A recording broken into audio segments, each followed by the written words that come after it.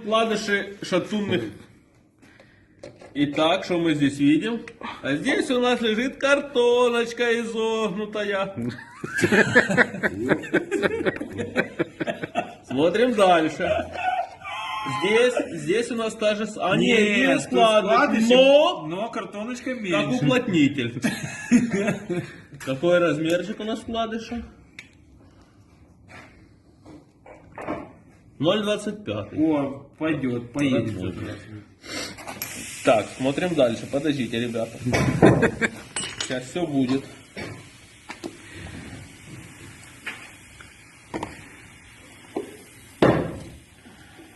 Вот, двигатель после капремонта. Купили полмилки вам мой товарищ. 12 тысяч взял. Посмотрели мы на новой почте.